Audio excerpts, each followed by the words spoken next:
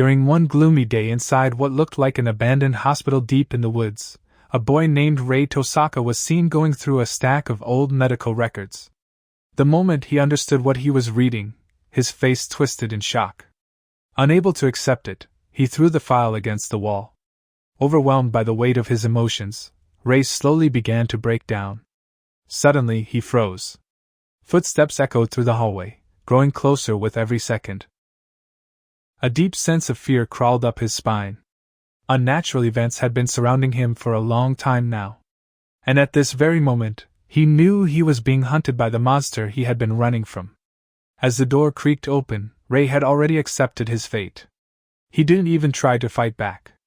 A dark, floating entity drifted toward him. Its face was blurred, but it clearly had the shape of a long-haired girl. With a defeated expression, Rei weakly asked the creature to take it easy on him, believing it would make him happy if she did. But the creature showed no mercy. Without hesitation, she tore into his flesh using her long, sharp fangs. In an instant, her form twisted and morphed into something far worse, a horrifying spider-like creature.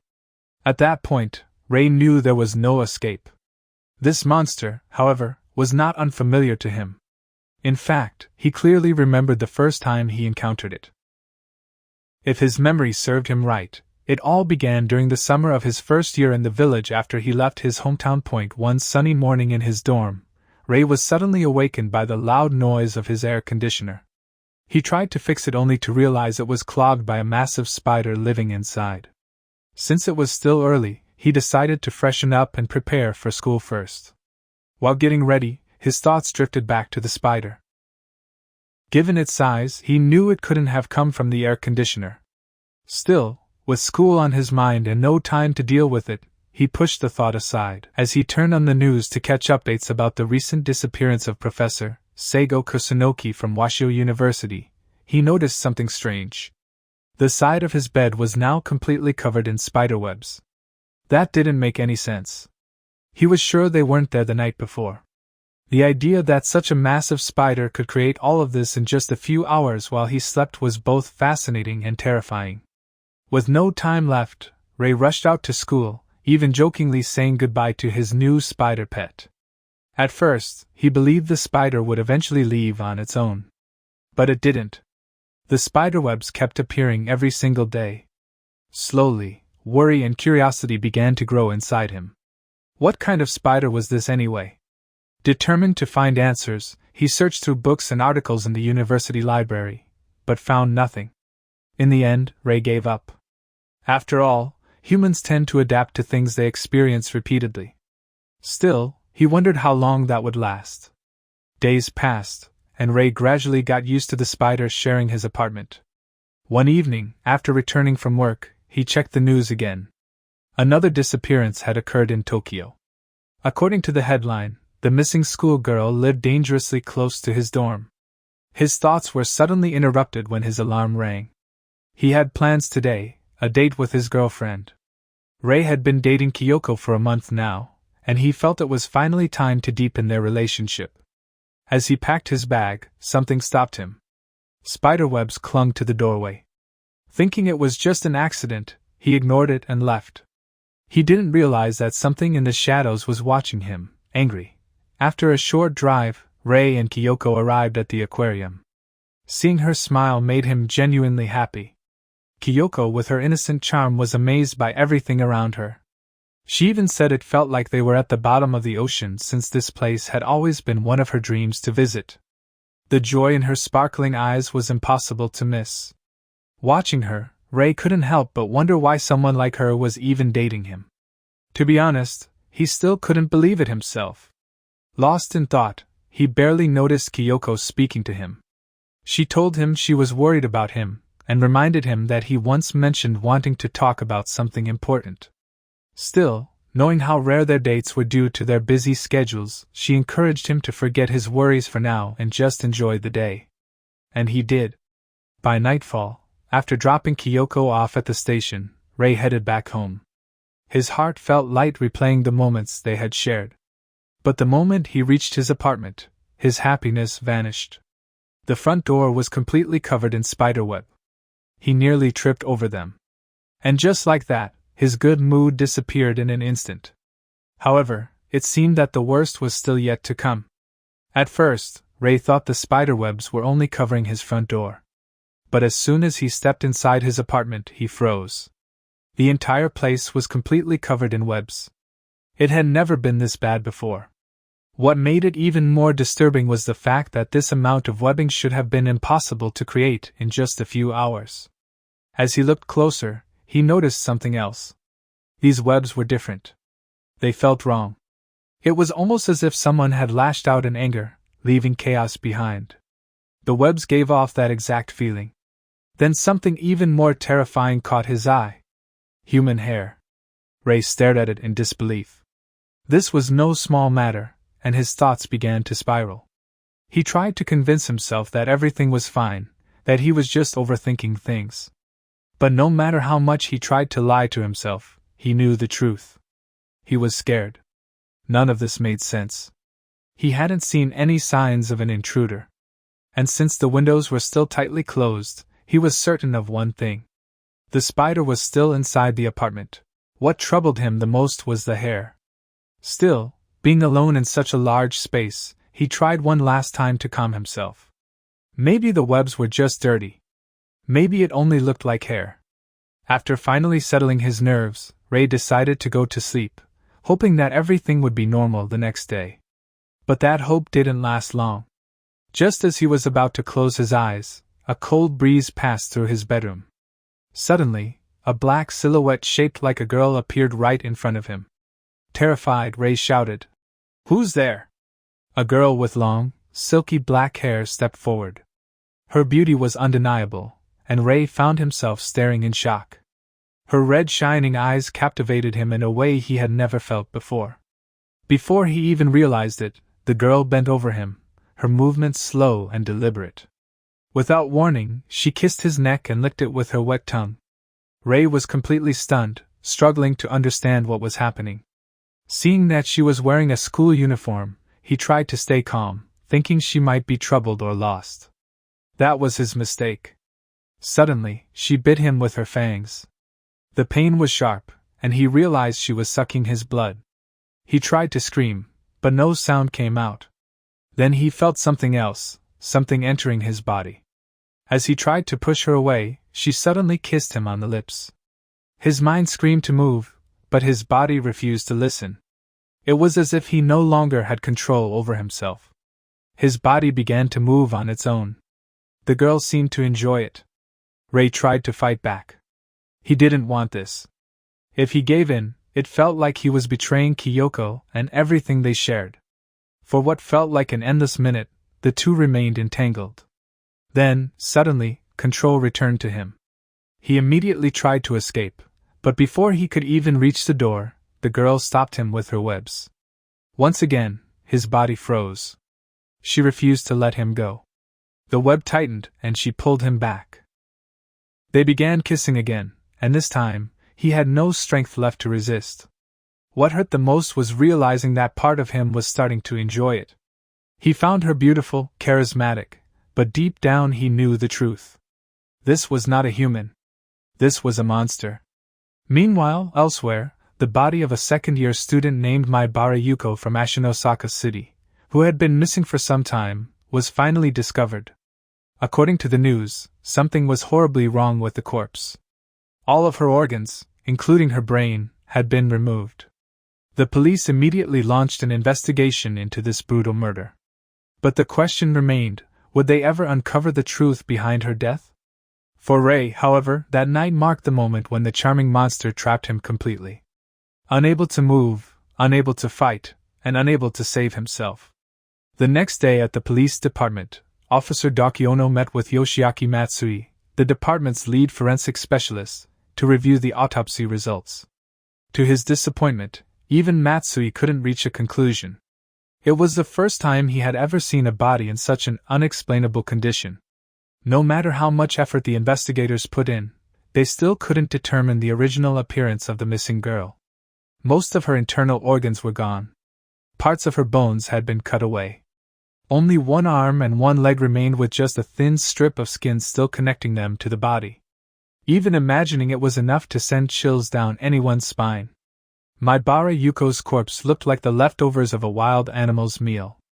According to Daisuke Ono's theory, the murderer may have devoured most of the body to prevent the murder weapon from being identified. By destroying the evidence, the killer could erase any clear clues.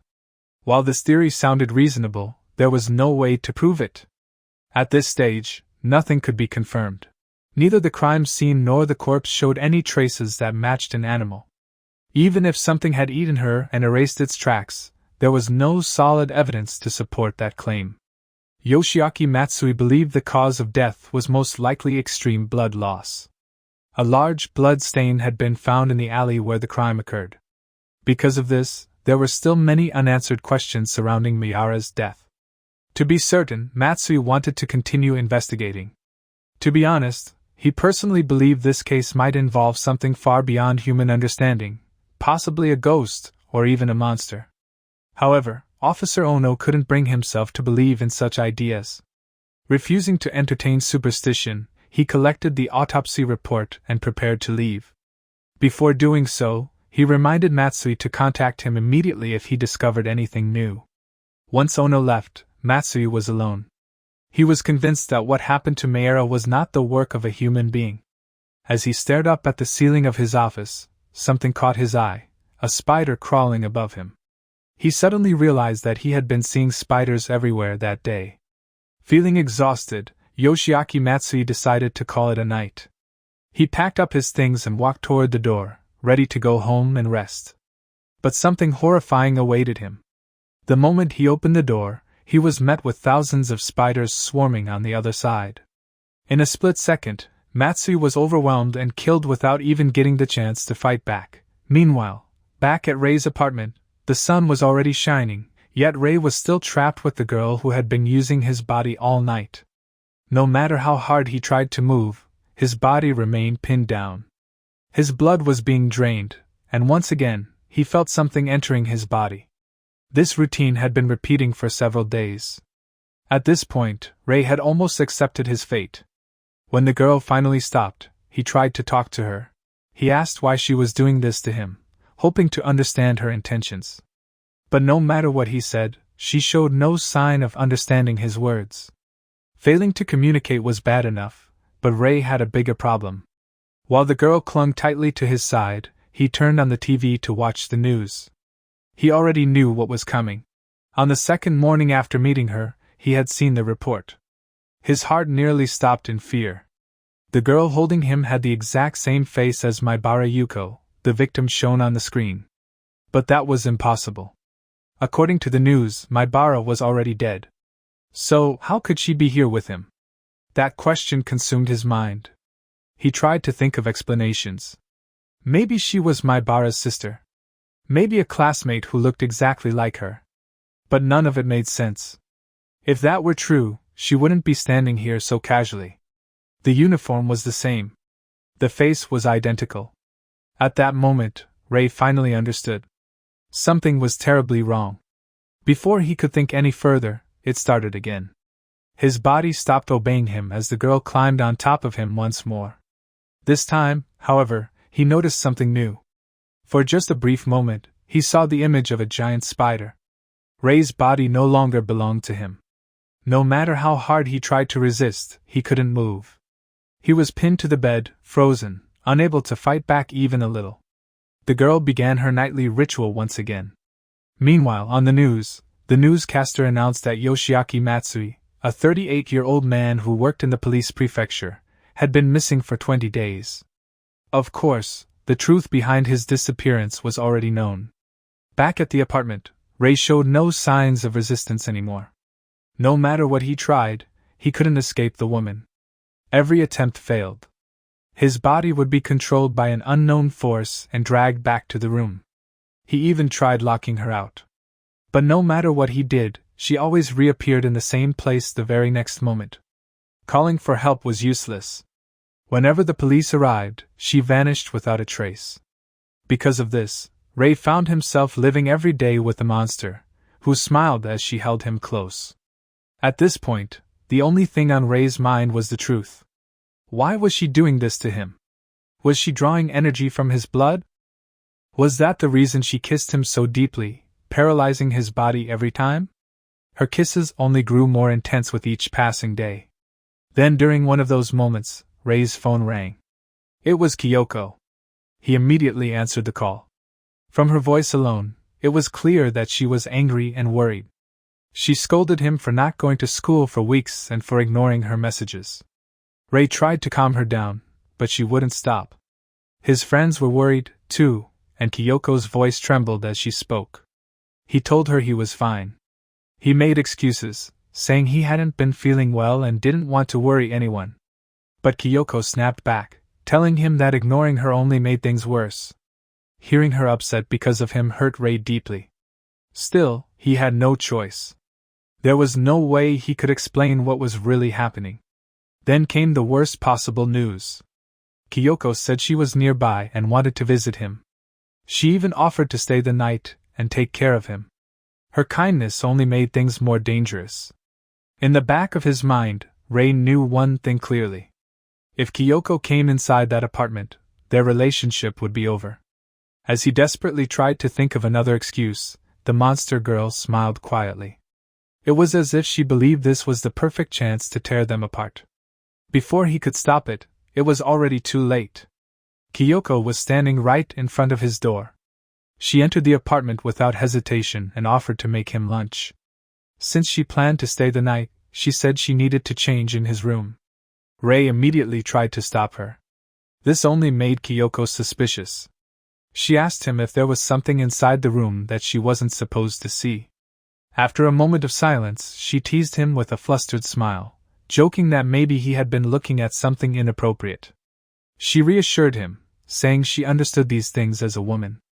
But as his girlfriend, she still wanted to know how he was feeling.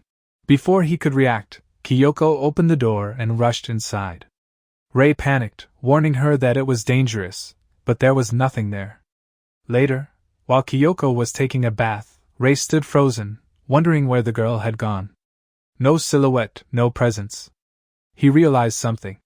Then the monster hid herself whenever someone else was around. Trying not to worry Kyoko, he forced himself to calm down. After a while, Kyoko finished bathing. When she returned, she found Rei sitting quietly reading a journal about the recent serial murder cases in their area. Kyoko then shared some information she had heard about the case. According to rumors, the person who was captured was actually innocent. Because of that, fear had spread through the town once again. People believed it was no longer safe to walk alone at night. Kyoko also mentioned something else that disturbed her. Based on what she knew, one of the victims was a high school student.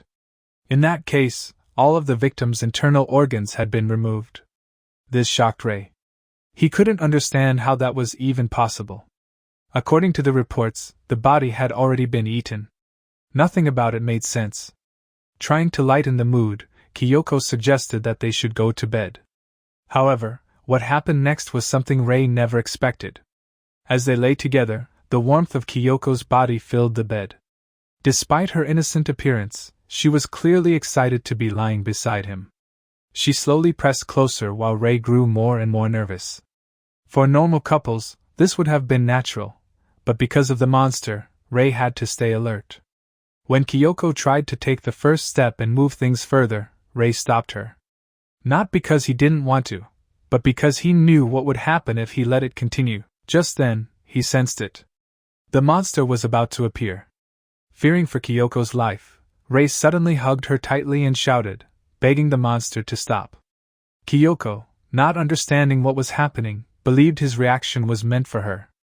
Because of his desperate action, the monster disappeared.